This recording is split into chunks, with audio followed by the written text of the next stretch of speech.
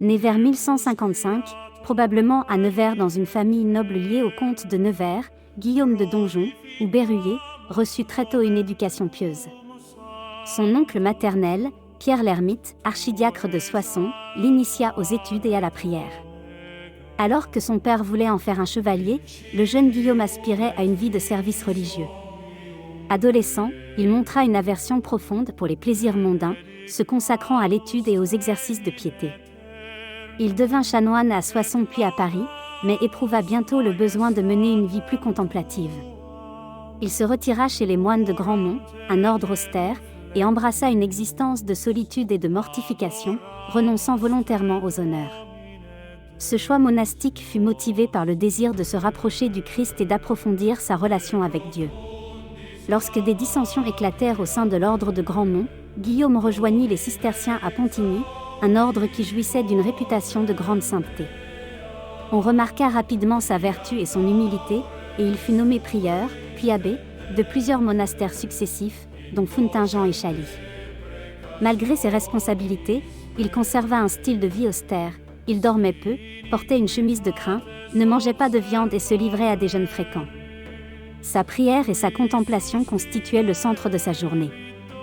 Il développait un amour particulier pour le Saint-Sacrement, passant de longues heures devant l'autel. L'esprit de service et de pauvreté qui animait Guillaume attirait vers lui des moines aspirant à une vie profondément spirituelle. En 1200, à la mort de l'archevêque Henri de Sully, le clergé de Bourges inscrivit le nom de Guillaume parmi ceux des candidats à la succession.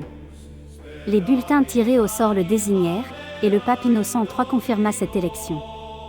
Bouleversé, Guillaume supplia que l'on choisisse un autre candidat, se jugeant indigne d'un office épiscopal. Il fallut une double injonction de la part de son supérieur cistercien et du pape pour qu'il obéisse. Il fut donc sacré archevêque de Bourges à près de 45 ans. La tradition rapporte qu'il se rendit au pied de l'autel en larmes, mais accepta finalement par esprit d'obéissance et de charité. En tant qu'archevêque, Guillaume poursuivit ses pratiques austères.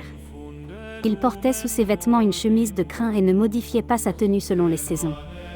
Son souci principal était de nourrir son âme et d'être un exemple vivant pour son clergé.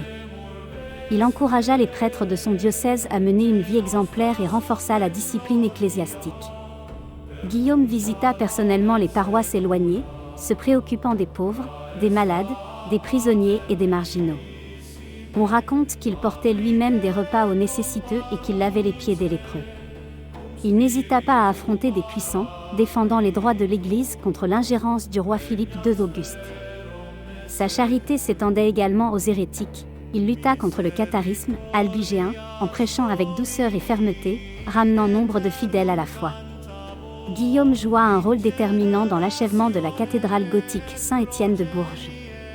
L'édifice avait été entamé par son prédécesseur, et grâce à son soutien spirituel et financier, les travaux progressèrent rapidement. En 1208, la nef et le chœur étaient suffisamment avancés pour permettre la célébration de la messe de Noël dans la cathédrale. Cette implication montre combien Guillaume considérait l'art sacré comme un moyen d'édifier la foi des fidèles. Parallèlement, il prépara une mission d'évangélisation en direction des hérétiques, témoignant de son zèle pour l'unité de l'Église. Le 10 janvier 1209, après minuit, Guillaume s'effondra en prière devant l'autel de sa cathédrale, rendant ainsi son âme à Dieu. Sa mort survenue en position de recueillement confirme la ferveur qui habitait cet homme tout au long de sa vie. Dans son testament, il demanda à être enterré revêtu de sa chemise de crin et couché sur des cendres, rappelant la vanité des honneurs et la nécessité de la pénitence. Immédiatement après sa mort, des miracles furent rapportés sur son tombeau, des malades recouvraient la santé, des personnes possédées étaient délivrées et des blessures graves cicatrisaient. On en dénombra 18 pendant sa vie et autant après sa mort. Ces prodiges, associés à la sainteté de sa vie, amenèrent le pape Honorius III à le canoniser en 1218, moins de 10 ans après son décès. Il fut proclamé patron de l'Université de Paris et honoré comme l'un des saints de la France. Le témoignage de saint Guillaume de Bourges nous invite à la conversion intérieure. Sa vie montre qu'il est possible de concilier responsabilité pastorale et humilité personnelle. Il encourage à abandonner les ambitions terrestres pour suivre le Christ dans une vie de prière, de service et de charité. Son exemple est particulièrement actuel. Dans un monde où la réussite personnelle est souvent synonyme de pouvoir et de richesse, il rappelle que le plus grand des titres est celui de « serviteur ». Pour les fidèles du Canada et d'ailleurs, sa fête le 10 janvier est l'occasion de demander la grâce d'une foi plus profonde et d'un amour concret pour les pauvres et les exclus.